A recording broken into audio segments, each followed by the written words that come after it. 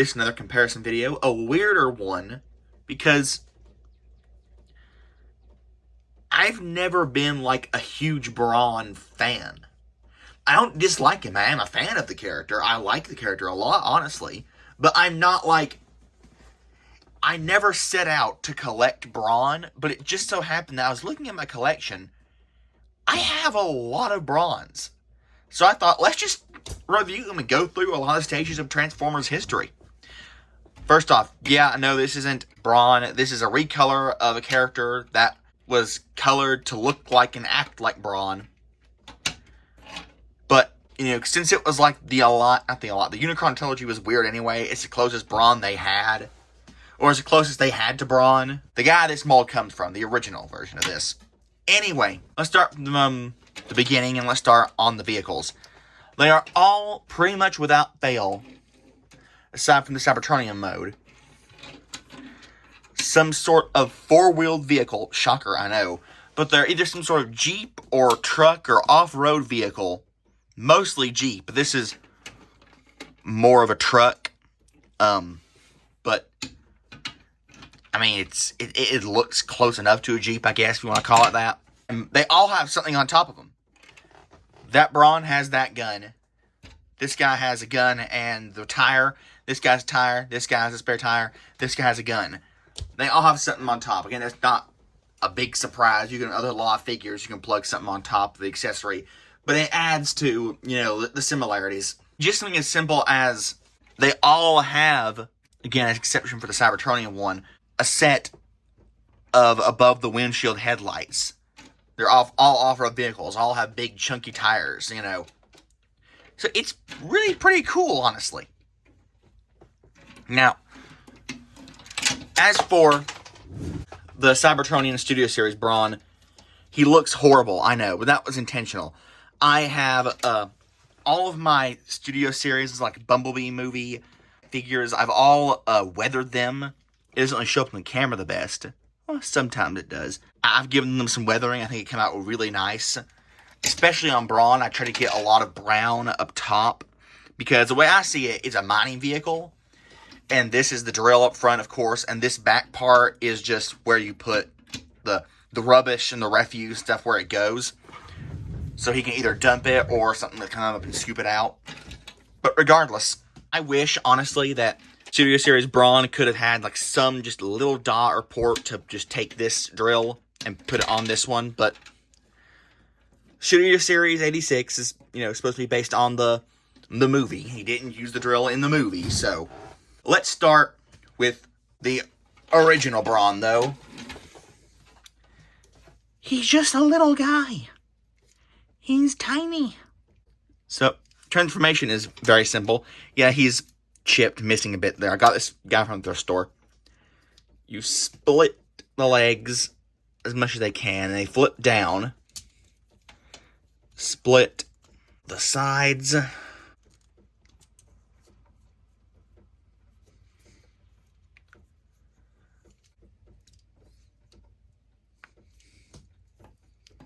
And there you go, there's Brawn. Definitely has a lot of, you know, he has the headrest, he has the helmet. He has a lot of discernible Brawn features. He also can't stand because, again, where the feet would be, one of them's chipped off and broken. Now, just for the sake of order of timeline, let's go to this Brawn. I've already done a short review of him, as I've done the other Studio Series Brawn. So I'm not going to focus much on the transformation. Obviously, the colors on this guy are wrong because it's a recolor. And the head is not very Brawn head because he was supposed to be Trailbreaker originally. And he's got Wolverine claws for some reason. But he looks pretty cool. You can tell he's short and squat. And you can tell he's probably has some muscles. Or whatever the extra piston power, whatever the equivalent is. And again, this is the Unicron trilogy when they were interpreting designs a lot more loosely. If you really want to go to loose interpretive designs, though, we have the live-action movie, which, honestly, I don't mind this. Transformation is really cool because he is a shell former, but one very interesting bit about this guy is that his guns, he can hold his pistols in his hands and transform with them in there. So let's move this up and move this back. And you see his pistols are already in his hand. You can flip down this part. Or hands, I should say. Flip all this down. Split the legs. One will fall off. You know, that's one thing I've noticed is that... Great. There was a period, G2 used it a lot as well. Unicron Trilogy kind of steered away from it. The movies brought it back, and Animated brought it back too in full force, where Hasbro used a lot of ball joints pretty much wherever possible. And that led to figures like this and like the, what was it, Thunderhead? The orange tank mech guy that just fall apart super easily all the time, that are pretty annoying. My animated Bumblebee's falling apart. Safeguard, I love that guy. He's a really cool mold. Really cool idea of, you know, like a Duocon sort of thing. He falls apart. I'm glad it adds range articulation, but a regular universal joint could do it just the same. I'm glad that Hasbro's moved away from ball joints for the most part. I mean, I don't mind that they use them, but I'm glad that they don't use them as their primary means of getting articulation into a figure. The knees, I don't know whether knee pads should be up like this or like this. I'll leave them down just because that's what I've come to prefer. Split the arms down, rotate them.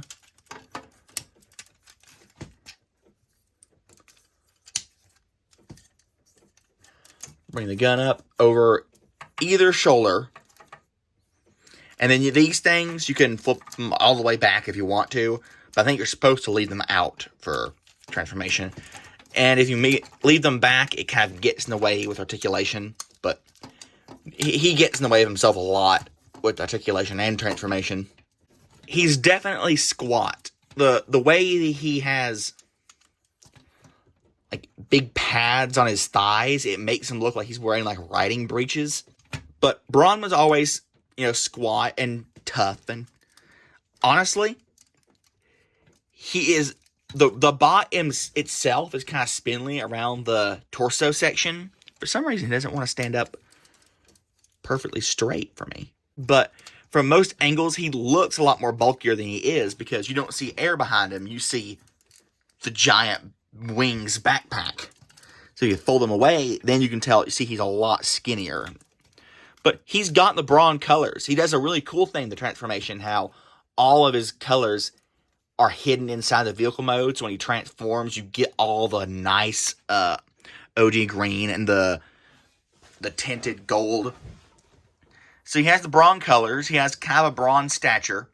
He's got two guns. He's got a cannon on the back. He's got a very nice helmeted face.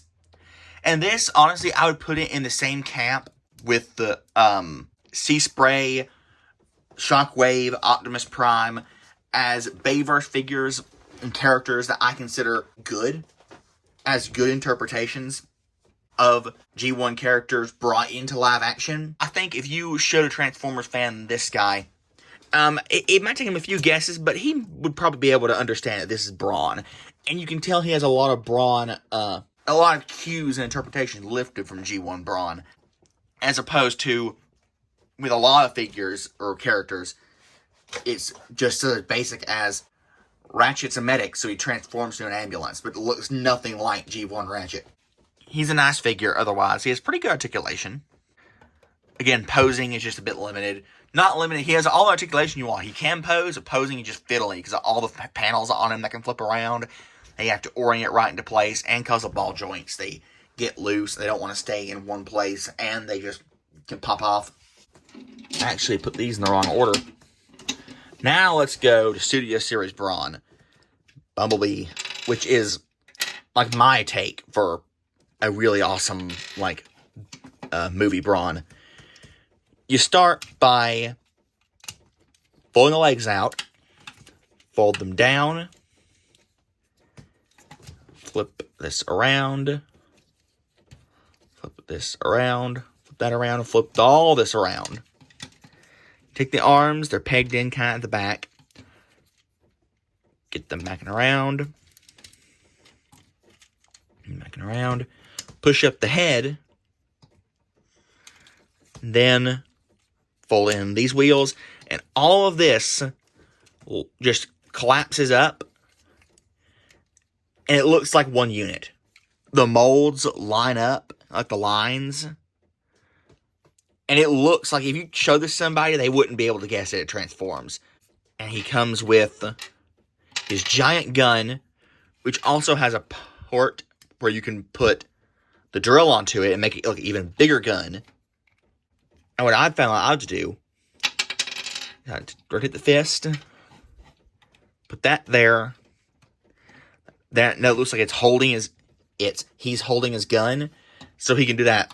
Like the one scene he was in the Bumblebee movie, where he was firing that giant cannon, blah, blah, blah, blah, stand back, and then he gets hit. That's cool. I really like the interpretation of like the head crest he has. It's kind of like an oversized, almost like a Warhammer kind of. I'm gonna say spacesuit. Guys, I don't know anything about Warhammer. Please don't crucify me. I just know they have really big, like, necks. Not neck guards. Like, it looks like a giant, oversized, collar.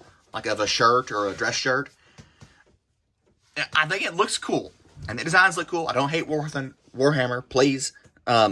Anyway, he's a really cool-looking robot. He's very refined. Doesn't have any kibble on him. Well, not any kibble. Doesn't have any unnecessary kibble on him whatsoever. And I love the head. I don't really care for the mustache. I don't think he needed a mustache.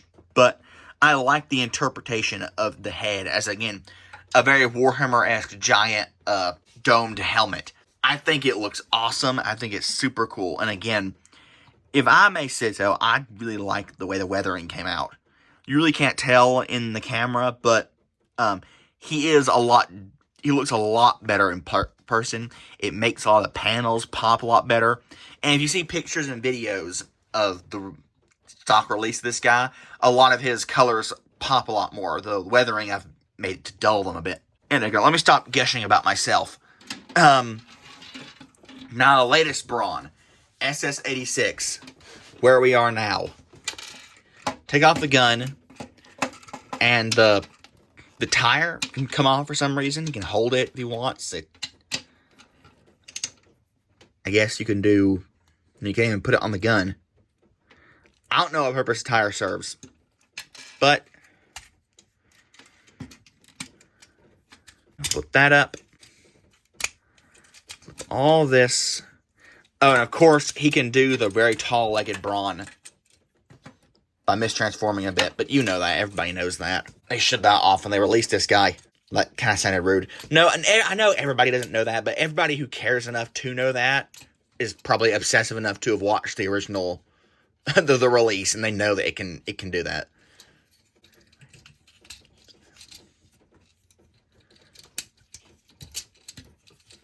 All of this,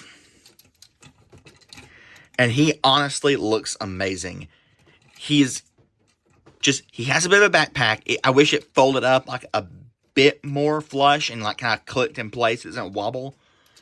But other than that, again, I'm a sucker for G1 designs, but he looks great. What really gets me is how lush he looks, because he has so much. The silver on his arms is great. And you see, I don't know why they didn't cast it in yellow, but look at that. All that's green plastic. This entire chest piece is green plastic that they painted. Same for this piece back here. And because they painted it and painted it so well, it catches the light and shines, and it just looks great, as does the Autobot symbol on his chest. And he has nice articulation, and he looks awesome. And, I forgot to mention this, and I forgot to mention this in the short review, which is another reason why I'm doing this kind of big Brawn review. I could have waited till Megatron, but I don't want to wait till Megatron. He can hold Megatron's cannon and just say, now that was a kick. He's a really cool figure. There's very little gaps. The only gaps I noticed are these right there. He's just great. And let me just say, it's amazing that we are where we are. Because this toy, let's be honest, I know a lot of people love G1 toys, I'm gonna be honest, I got this one because it was cheap at a thrift store as a novelty, as something to put on the shelf. I really don't like G1 toys that much. The articulation is bad, the designs are unrefined, and the fact that we got from this, which looks like a generic sci-fi weird robot, to this, which is a recognizable staple character. He's a character with a personality, he has a coherent design in a giant multimedia franchise. It's amazing what the original character designer was able to do, transforming these guys from the toys into the character designs. To me, it reminds me a lot of Bionicle. In the way that, like, there's multiple water Bionicles, not Bionicle, Toa, you know what I mean? There's multiple water Toa. Sorry. There's the Toa Hortica, the Toa Metru, the Toa Nuva, and there's a Toa, I'm pretty sure they weren't called the Toa Aqua, but there was a Toa, they went underwater for most of the time. You look at a Toa, you can tell, okay, that's a Toa of water, that's a Toa of ice, it's a Toa of ground.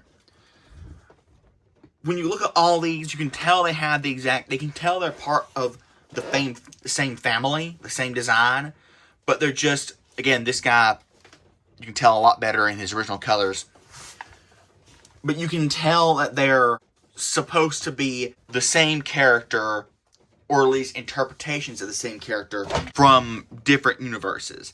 And that's what upsets me about Bayverse designs so much, is that especially when you watch Chris McFeely's videos, the basics videos, and he talks about all the toys that came out for a certain character, and he'll show that giant big panoramic shot of all the individual toys for one character that came out. Oftentimes, they all look so similar, except the Bayverse designs. They stick out like an eyesore. And all the toys are different, like the IDW designs. They had tons of different designs for characters, but they all, you could tell who the character was. And for me personally, that's the butter zone I fall into, where I'm okay with experimentation, I'm okay with, new ideas and new designs for characters. I was perfectly happy with Wheeljack being a van, because he turned into a Cybertronian van.